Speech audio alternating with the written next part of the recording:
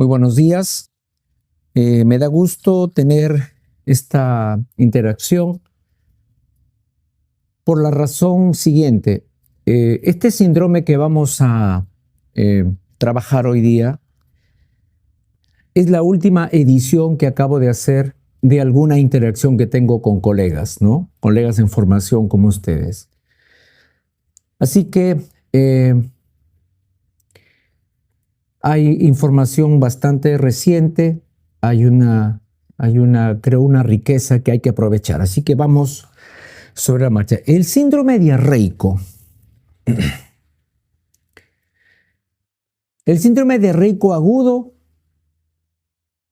y crónico es la gran subdivisión desde la perspectiva del tiempo con la que nosotros los médicos abordamos una diarrea. O es diarrea aguda o es diarrea crónica. Repito, eso es desde la perspectiva de la variable tiempo.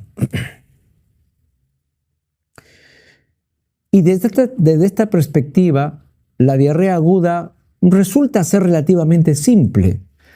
Digamos que en su diagnóstico y en su tratamiento, relativamente simple, porque se autolimita. Es simple. Pero algunas veces la diarrea aguda puede terminar en muerte. Y no por deshidratación, ¿ah? Muerte por iatrogenia. Y cuando digo iatrogenia significa que viene un señor, Juan Pérez, trayendo a su hijo Juancito Pérez, y le dice al médico: doctor, mi hijo tiene 10 años, está con una diarrea de hace 3 días, tiene sangre, tiene dolor abdominal y está con fiebre. El pediatra o el médico general o usted, gracias, lo evalúa y le dice: señor, no se preocupe usted, ha venido con el médico indicado. Le voy a solicitar una prueba de leucocitos fecales, lo que llaman reacción inflamatoria. Repito, estoy en diarrea aguda. Y acá a la vuelta hay un laboratorio, me hace la prueba y regresa. El paciente, el papá regresa, le dice: acá está, doctor. Le dice, tiene 25 leucocitos por cada campo. Es una infección bacteriana.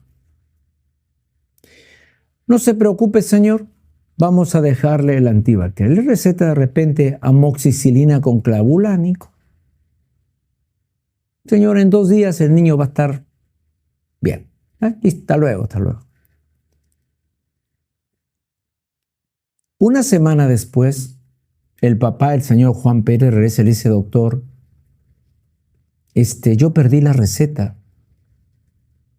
¿Cuál? La que usted me dio hace una semana, pues, para mi hijo. El muchachito que tenía la infección con diarrea, con sangre, ¿no? Sí, ya. Pero ¿para qué la necesita, señor, si ya debe estar sano? No, doctor. Lo van a dializar. Esta tarde empieza su primera diálisis. ¿Así? ¿Sí? ¿Qué pasó? Nada, que usted le dio el antibiótico, empezamos a dárselo. A los 2 días dejó de orinar, se empezó a hinchar, se puso pálido. Y cuando lo llevamos nos dijeron que tenía un síndrome urémico hemolítico. Está grave, doctor. Y el nefrólogo quiere saber qué medicamento le ha dado usted, porque el nefrólogo quiere saber si ese medicamento que usted le ha dado y que parece ser el que ha causado todo este problema va a poder ser retirado o no por la hemodiálisis. Pero es claro que el antibiótico que usted le dio lo ha puesto en esta situación. Ya luego vendremos por la parte de la... Ahora solamente deme el nombre del fármaco.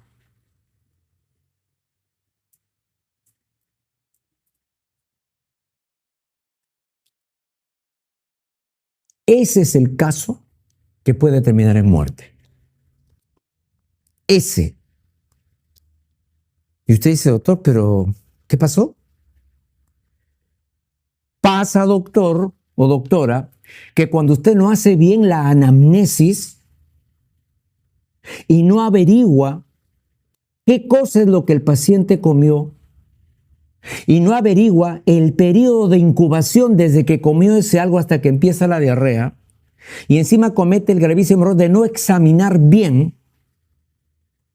y que como usted escuchó del papá que el niño tenía diarrea con sangre, usted tuvo la idea preconcebida y equivocada, era una colitis, que como la sangre era roja, dijo, esto sale del colon izquierdo. Y dijo, seguramente Shigella disentería de tipo 1, o de repente Shigella flexneri, o Shigella sonel, lo que usted quiera. De repente se entamueva Escherichia coli entero invasiva que afecta el colon izquierdo, qué sé yo. Y le dio antibióticos. Pero cuando usted examinó, antes de darle el antibiótico, le pareció raro que en vez de que le doliera el abdomen izquierdo, cuando usted palpó el abdomen, porque si le dolía el abdomen izquierdo, entonces usted diría, tenía razón. ¿Tenía razón en qué? En que si había diarrea con sangre y dolor a la palpación en el abdomen izquierdo, entonces es una colitis izquierda y puedo casi estar seguro de que ha sido una de esas bacterias que afecta el colon izquierdo, para las cuales los antibacterianos empíricos pueden resolverlo. Pero a usted no le llamó la atención el hecho de que sin que le doliera el lado izquierdo del abdomen, más bien le doliera el derecho. Dice, qué raro, a no ser que este joven tenga situs inversus, donde el colon descendente en vez de estar ahí está en el izquierdo, y usted le pareció raro, pero continuó con su error. De que a pesar de que era diarrea con sangre, le doliera el flanco derecho. Y le echó el antibiótico. ¿Por qué? Porque los leucocitos fecales le decían de que era infeccioso. Y sí era infeccioso. Pero era causado por la Escherichia coli enterohemorrágica, que se adquiere por comer carnes precocidas, mal cocidas. Por ejemplo, hamburguesas, con el centro de la hamburguesa medio rojo. Ahí está la bacteria esta, a la que si usted le da antibacterianos puede terminar en muerte por síndrome urémico hemolítico. Eso es lo único resaltante si usted quiere que hay que hablar de diarrea aguda.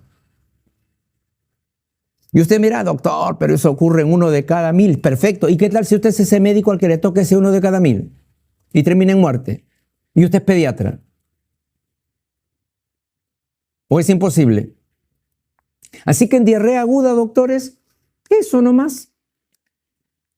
Que hoy lo vamos a ver en extenso. Pero el verdadero desafío, doctores, así el mero es diarrea crónica. Ahí se ve la neurona del médico. En lo otro, en la diarrea aguda, si se acordara usted de este profesor que les habla, dirá, ya que el doctor Díaz ha insistido tanto y durante tantas veces y en todos los tonos de voz posible que ya terminé creyéndole. ¿Qué?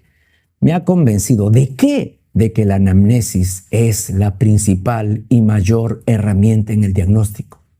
Que inclusive le gana a muchas pruebas de laboratorio y a muchos exámenes auxiliares. En serio, me ha convencido ese doctor. Me ha enseñado, por ejemplo, que en vez de confiar en el coprocultivo, debería confiar en mi anamnesis. Él me dijo una frase que no me olvido, que la anamnesis le gana al coprocultivo para identificar el agente causal que genera la diarrea infecciosa. Lo voy a repetir por si no quedó claro. La anamnesis derrota al coprocultivo. Aunque usted no lo pueda creer, se lo voy a demostrar ahora. Así que en diarrea aguda, doctores, solo eso. Cuidarse de la Escherichia coli enterohemorrágica, conocida como Escherichia coli O157H7. Eso nomás. Pero el desafío de la verdad está aquí en diarrea crónica. Aquí se ve el seso, la corteza cerebral, la intuición. Acá está. En diarrea aguda, excepto lo que les he contado, el resto Hasta por teléfono puede usted tratar. Así que, doctores, me da mucho gusto tener con ustedes este debut de esta presentación que tiene mi último trabajo académico, si se quiere, ¿no? Así que vamos, sin más ni más. Ahí está el pobre paciente, que a lo mejor alguna vez hemos sido nosotros, sentado y pensando. Mire que no está resolviendo ningún examen de 200 preguntas, ni está viendo el celular. Está pensando. Dando por hecho que ese señor, porque parece un varón, está con diarrea, ¿qué estará pensando? ¿Tiene diarrea o síndrome diarreico? Que yo considero y recomiendo mejor hablar de síndrome diarreico en vez que de diarrea nomás. Ya van a ver después por qué. Tiene síndrome diarreico. Entonces la pregunta, y en verdad me he puesto a meditar mucho en esto, todo ser humano que está en esa posición, o de repente en el campo donde la gente no tiene un inodoro, sino tiene un silo, sentado en el campo nomás, a capela como decimos, todo el que hace diarrea siempre piensa en una cosa. Es inevitable no pensar en eso. Cualquier etnia, cualquier persona con o sin instrucción, cualquier persona que tiene diarrea siempre va a pensar cuál es el motivo por el cual estoy así.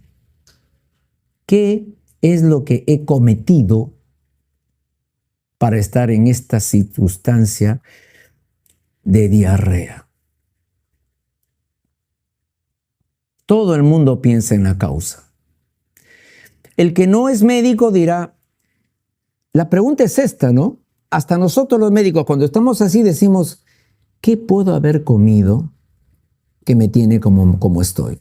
Es inevitable. El médico que diga, no, doctor, yo que voy a pensar en esas cosas, entonces no es Homo sapiens, es de otra galaxia. Listo. Esto lo terminé de editar en el mes de septiembre de este año, así que es, como les digo, la edición más actual que tengo. Muy bien, yo les voy a pedir que me sigan la hilación, por favor, para quedar bien parados. Porque en esta interacción vamos a revisar, o sea, a propósito del síndrome diarreico, que es un problema clínico, vamos a revisar, debo ser odiado por ustedes y no los culparía, la anatomía, la fisiología, la epidemiología, la microbiología, inclusive hasta la genética y sin duda la semiología están aplicados aquí, hasta la farmacología. Porque si han estado conmigo, me han estado acompañando de antes, yo soy alguien que les ha dicho más de una vez, el médico que no sabe ciencias básicas está perdido en las ciencias clínicas. No hay manera de construir un edificio que no se vaya a caer si es que sus bases no son sólidas. Por eso se llama ciencias básicas. Si usted no tiene las bases sólidas,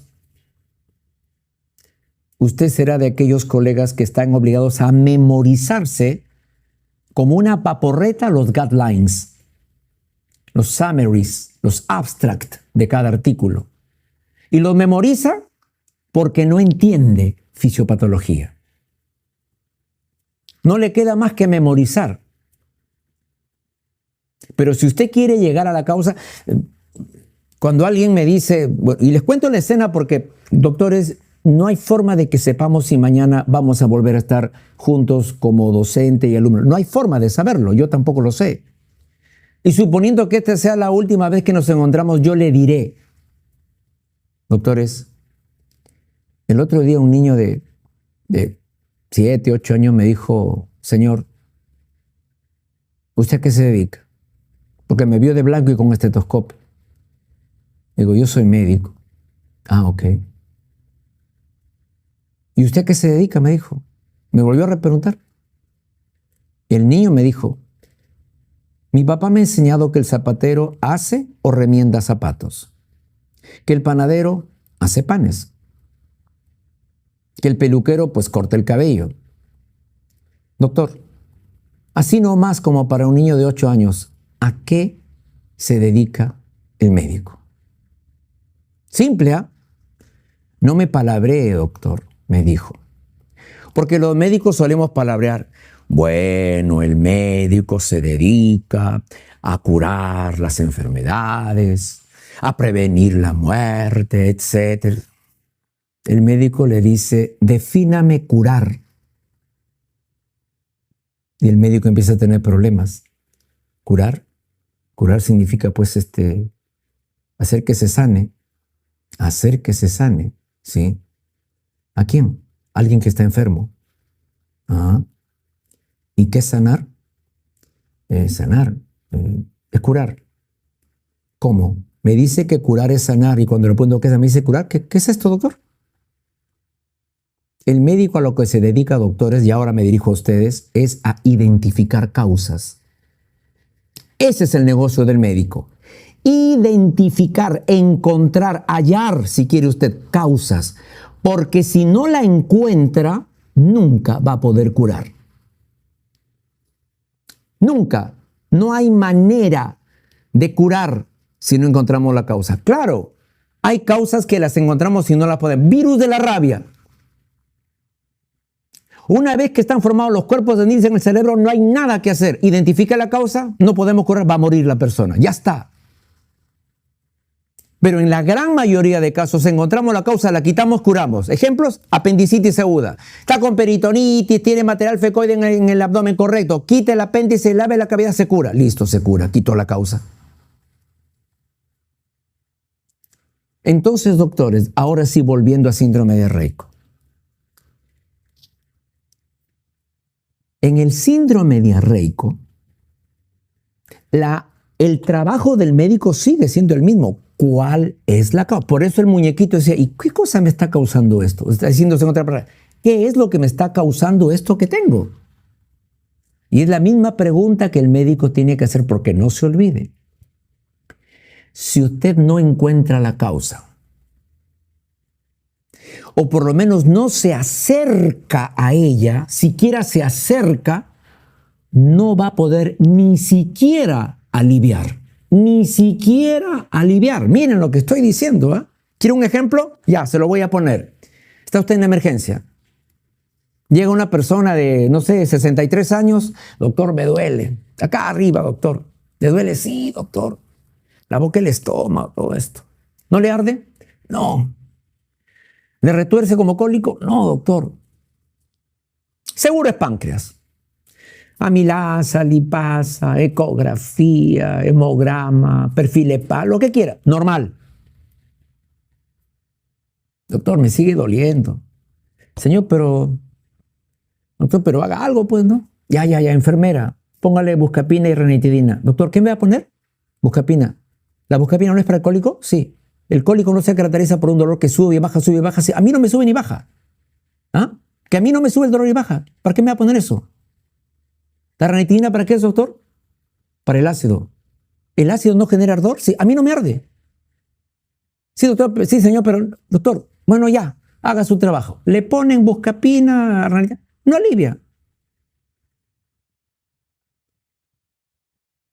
Si el médico no identifica la causa, o por lo menos se acerca a ella, no alivia, ni cura.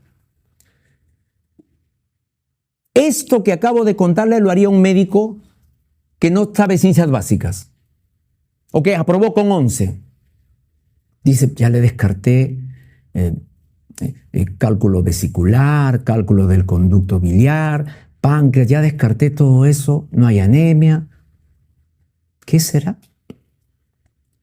Alguien que hace fisiopatología como quisiera que usted diría así, espérate un ratito. Si no arde ni quema, esto no es péptico, acá nada de estómago. Si no retuerce, no es víscera hueca. El doctor Díaz explicó que cuando hay un dolor cólico es porque la capa muscular, la circular interna de ese órgano tubular, estómago, intestino, hace esto. Aquí no tiene altibajos, no es víscera hueca. Si no es estómago, no es conducto biliar, ¿qué puede ser? Señora, ¿usted es hipertensa? Sí, ¿hace cuántos años? Hace como 20 años. Dolor intenso, no urente, no cólico, en la parte alta de un abdomen, en un paciente de más de 60 años hipertenso hace 20. Podría ser aneurisma disecante de aorta. Tomografía. Ahí está el diagnóstico. Al quirófano, ahorita o se muere, ahorita. El que no encuentra la causa ni siquiera puede aliviar, doctores. Por eso la ranitina y la bucal no le hacen nada. Médico que no sabe fisiopatología ni semiología está perdido, doctores. Así que por favor síganme, porque me ha tomado 3 meses hacer esta presentación. Así que síganme, por favor. Con ustedes estoy debutando. Bien, ¿qué cosa es eso que está ahí? Bueno, en plomo aparece el colon y en rojo aparece el intestino delgado. Usted sabe que entre el píloro, donde empieza el intestino, y la válvula ileocecal o de Bawin, ve labial H intermedia, hay más o menos 5 metros. El colon, desde el ciego hasta el recto, tiene 1,40 m hasta 1,50 m. Ya está. Empezamos con la definición. Se tiene diarrea, que es heces blandas para el basal de cada quien. Si se pucha, doctor, esa definición la he buscado en el Google, no figura, ni figurará. Porque el Google le da las definiciones falibles, erróneas de diarrea. Diarrea es que un señor o una señora X está defecando más blando de lo que habitualmente hace. ¿Quiere que lo ponga en términos más comprensibles? Listo. Existe una escala construida en el país del norte, del hemisferio norte, una escala de Bristol, que dice que las heces por su forma tienen un determinado número. Bristol del 1 al 7. Ya está. Lo cierto es que los normales son el Bristol 3 y 4. Las heces como una soguita. Ya está. Si al que no me entiende, pues está en problema, ¿no? Es la defecación de forma habitual, como una soguita. Ya está. Entonces Juan Pérez dice, doctor, tengo diarrea. Y el médico le dice, ¿cuántas veces al día? 1. Y cuando no está con diarrea, ¿cómo hace? 1. Total, señor. ¿Qué? Usted me ha dicho que tiene diarrea. Claro que tengo diarrea. Pero ¿cómo va a tener diarrea si usted dice que cuando no tiene diarrea hace 1 al día y cuando tiene diarrea 1 al día? Sí, pues doctor, pero me hablando. Pero es 1 al día, 1 al día. No es diarrea. Sí es diarrea, doctor. ¿Pero por qué? Porque yo conozco mi excremento, pues. Es como una soga, está saliendo como una mazamorra. Es diarrea. La definición no está por el número de veces al día, sino por la consistencia del excremento. Cierro paréntesis. Se tiene diarrea, es decir, la persona hace heces más blandas para el basal de esa persona, no se compare con otro. Y hago un paréntesis. Yo conozco gente que defeca 3 a 4 veces al día, desde siempre. Eso no es diarrea. ¿Por qué? Porque la consistencia de las 4 defecaciones es como siempre. Conozco personas que defecan cada 3 días. ¿Cómo? Como una soga dura, pero como una soga, así hacen.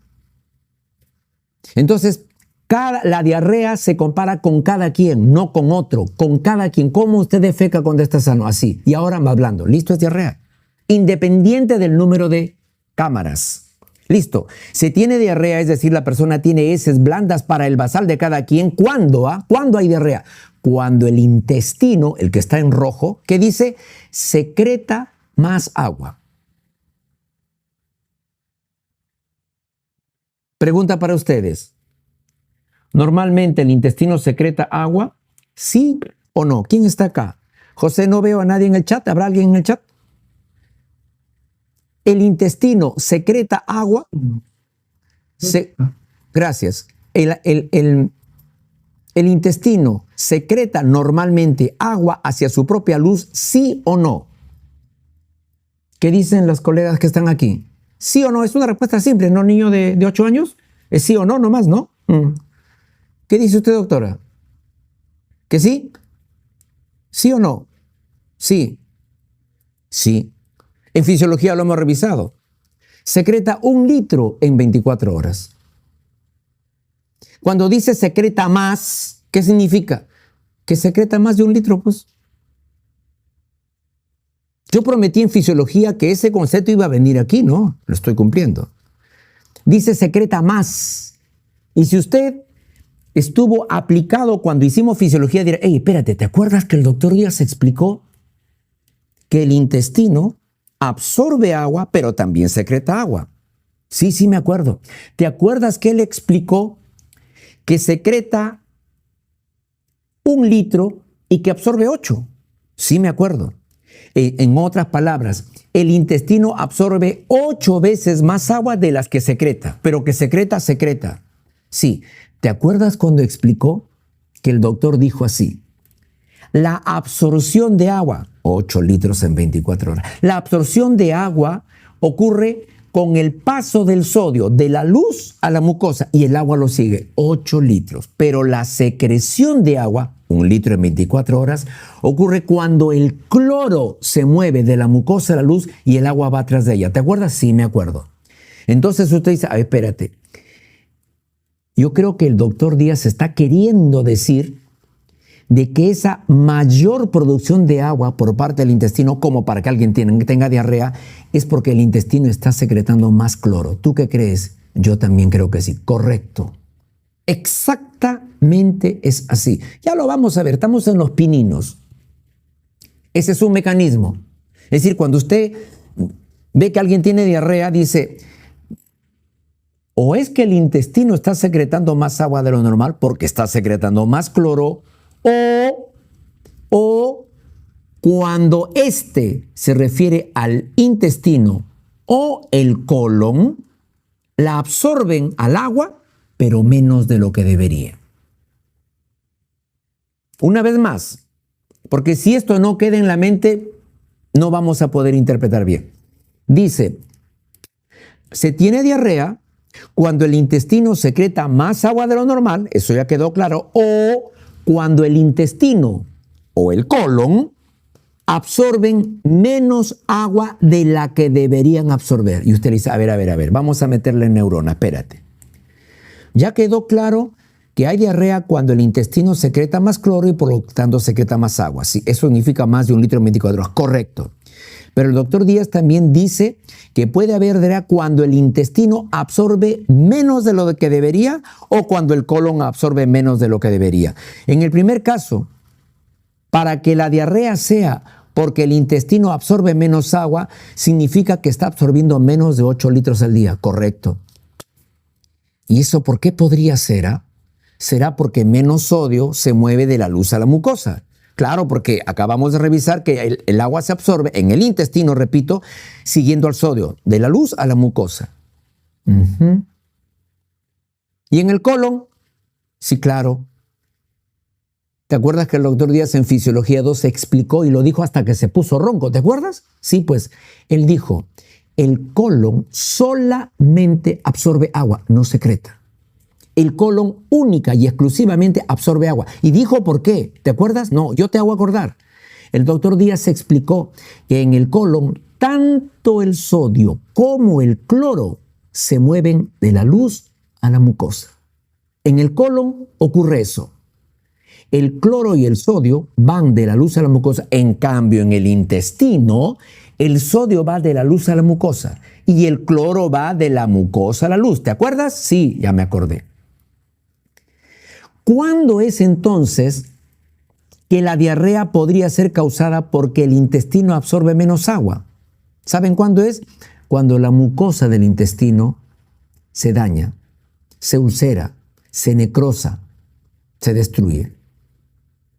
Como una enteritis por Clostridium difficile, toxina C, que ya lo veremos más tarde. Por ejemplo, estoy dando un ejemplo. También hay diarrea por menor absorción en el intestino cuando ocurre la isquemia mesentérica, donde por isquemia, a causa de la obstrucción de las arterias mesentéricas, el intestino recibe menos agua, se vuelve isquémico y la isquemia no permite que la mucosa funcione bien, se necrosa el epitelio, no absorbe sodio, no absorbe agua y el resto del intestino que no se absorbe pasa al colon y del colon al inodoro. Estoy poniendo ejemplos. Y en el colon, para que la diarrea provenga del colon es porque la mucosa del colon se ha destruido. Se ha destruido por úlceras, que pueden ser infecciosas, como la úlcera causada por Shigella, como las úlceras causadas por Campylobacter, que ha estado muy de moda con este tema del Guillain-Barré, con úlceras causadas por Yersinia enterocolítica, por las úlceras causadas por lo que les dije, la Escherichia coli enterohemorrágica.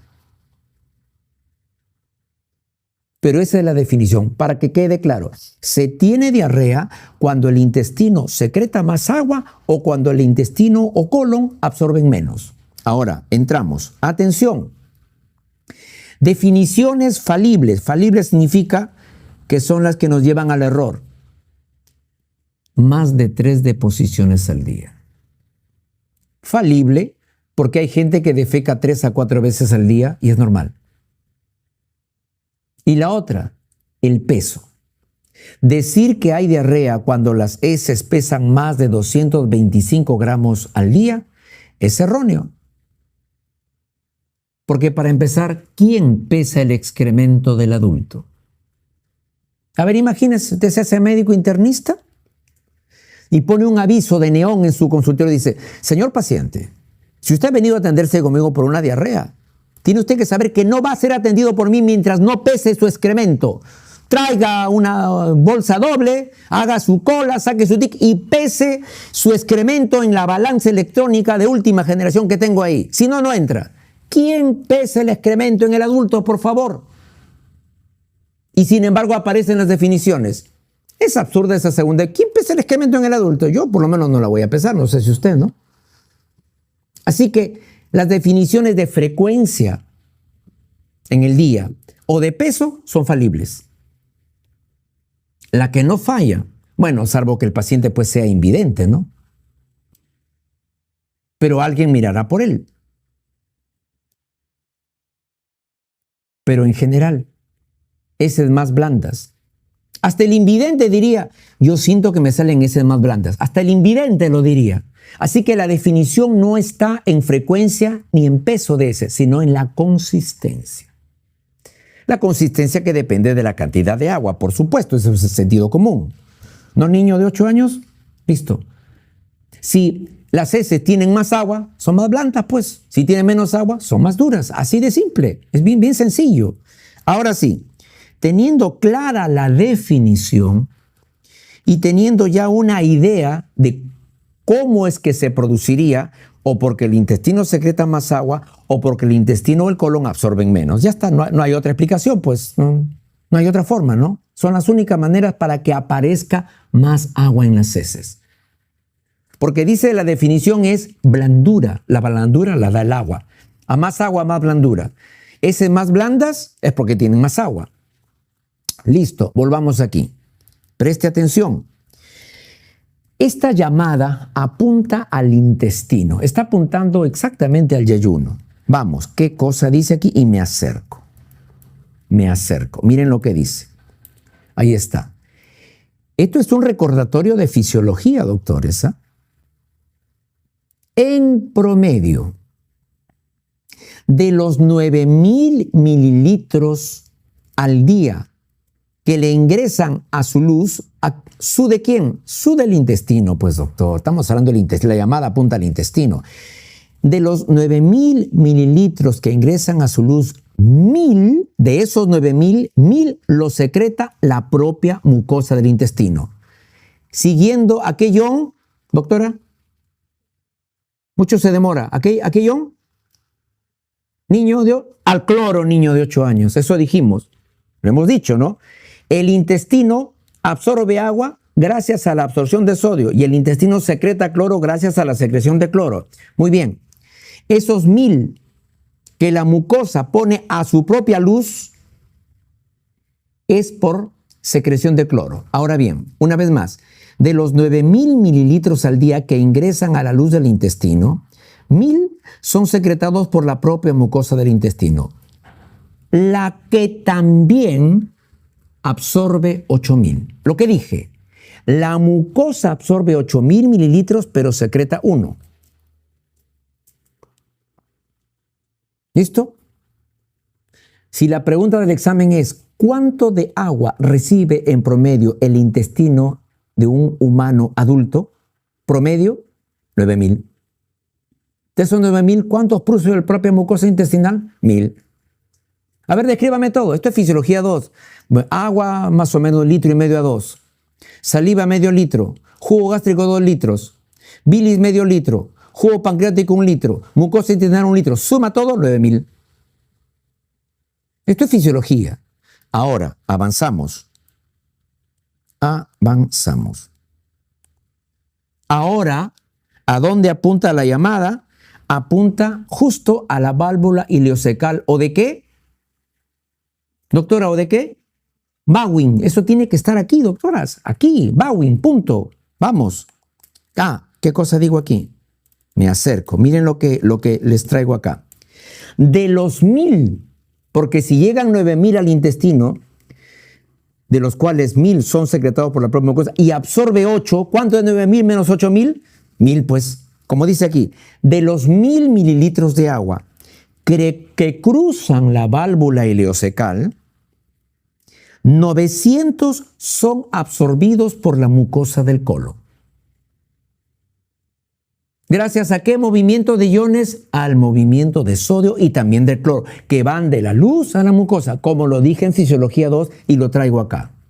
Dice, de los 1000 que cruzan la válvula ileocecal, 900 son absorbidos por la mucosa colónica. El resto, los 100 mililitros y pico restantes, los 100, hay una pequeña, un rango, pero el resto, escuchen, y hasta un máximo de 225 mililitros que se quedan retenidos, o sea, que se quedan dentro del colon. Dice retenidos.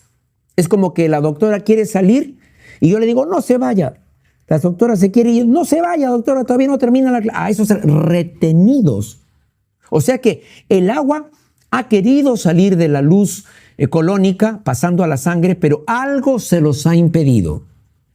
Una vez más, de los 1000 mililitros de agua que cruzan la válvula ileocecal, 900 son absorbidos por la mucosa del colon. El resto, y hasta un máximo de 225 mililitros, retenidos por osmóticos fecales, por sustancias osmóticas que están en el excremento, como son la fibra vegetal, la celulosa, la oligofructosa, la hemicelulosa, que están en la cáscara de la papa cóctel, que están en la corteza de los vegetales. A eso se refiere fibra vegetal. Una vez más, el resto y hasta un máximo de 225 retenidos por osmóticos fecales, como lo son la fibra vegetal y las paredes celulares de las bacterias de nuestra microbiota. Ese restante se va al excremento, se va al inodoro. Desde aquí surge el concepto de por qué hay que darle fibra a la persona estreñida. Porque la fibra es osmótica, jala agua, retiene agua.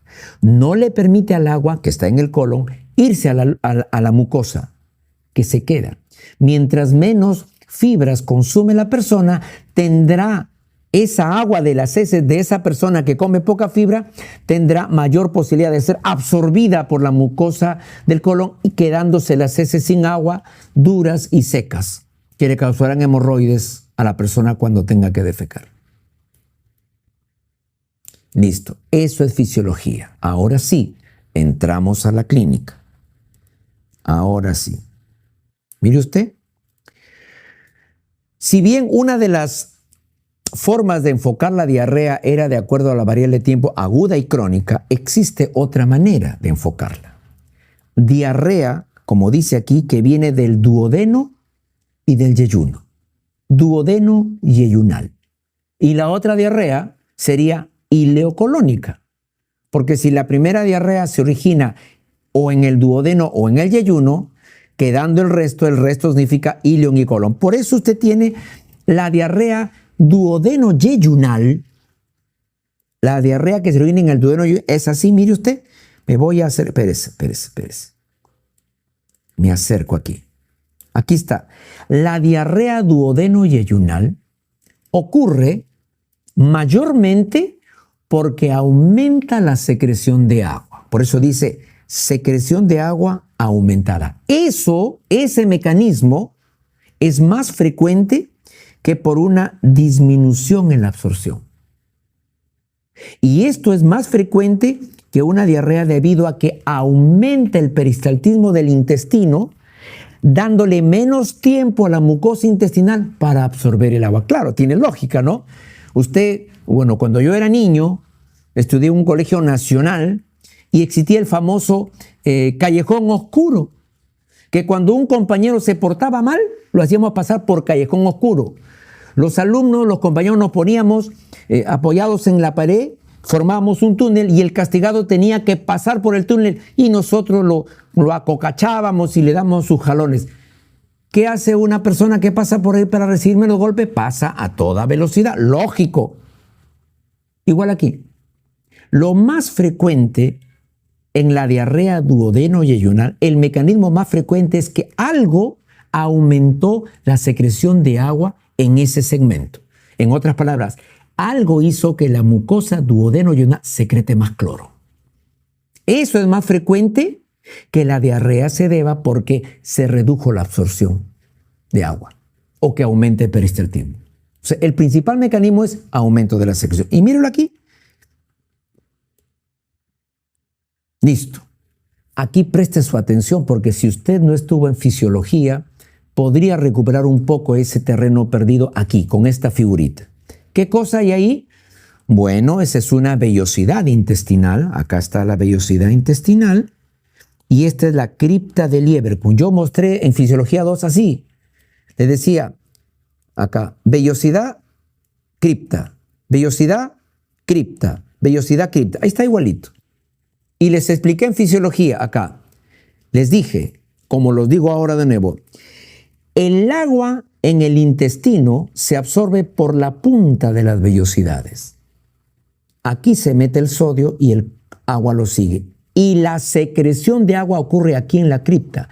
Aquí se secreta el cloro y el agua sale por acá. Ahora mírelo ahí, mírelo ahí. ¿Qué tenemos aquí? Me voy a acercar, doctores.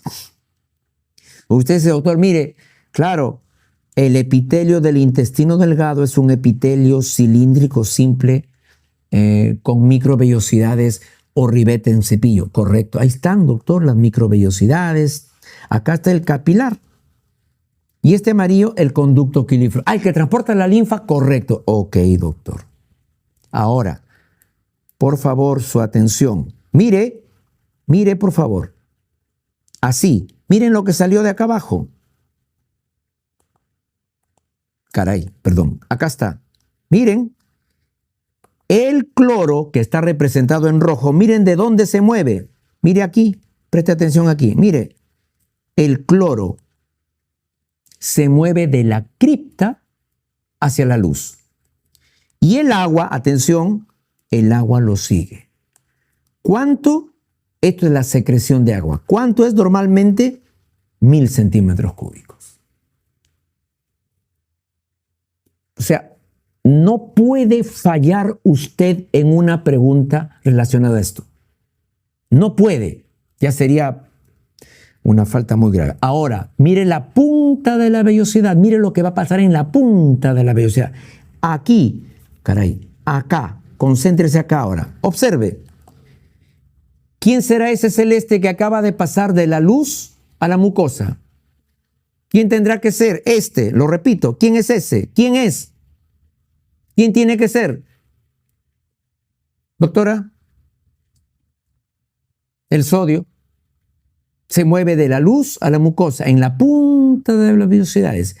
Y el agua es el sodio y el agua lo sigue. ¿Cuánto es eso? Eso se llama absorción de agua. ¿Cuánto mide en 24 horas? 8.000. Me acerco por si no quedó claro. La absorción es por ingreso de sodio, después es seguida por el agua y eso equivale en promedio a 8.000 mililitros en 24 horas. En cambio, la secreción ocurre en la cripta de Lieberkühn, donde se secreta el cloro y más o menos 1.000 centímetros cúbicos de agua siguen al cloro en el transcurso de las 24 horas. Listo, doctores. Desde esta perspectiva, entonces usted tendría que decir, doctor, entiendo entonces que para que haya una diarrea duodeno-yeyunal, lo que tiene que aumentar es la secreción de cloro. Correcto. Ok, doctor. Ok. ¿Un adelanto? A ver, doctor.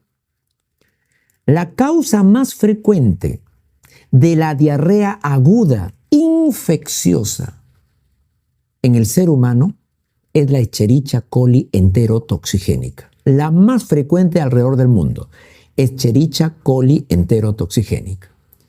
Esa bacteria, que obviamente se encuentra en la microbiota del intestino de algún ser humano, podría ser del salchipapero, que le vendió una salchipapa que estuvo buenísima hace 8 horas, y usted comió la salchipapa muy rica, y más o menos unas 8 a 12 horas después usted tuvo con una diarrea feroz. La Escherichia coli enterotoxigénica llega al intestino, se adhiere con sus fimbrias, como lo vamos a ver, al epitelio, al enterocito, y la Escherichia coli, unida por fimbrias al enterocito, a las microvellosidades, libera su toxina. Y la toxina de la Escherichia coli enterotoxigénica le dice al enterocito de aquí de la cripta, acá, a los enterocitos de acá, le dice, hola. Y el enterocito le dice, hola, tú eres la toxina del Vibrio cólera. ¿Qué cosa? ¿Que tú eres la toxina del Vibrio cólera? No.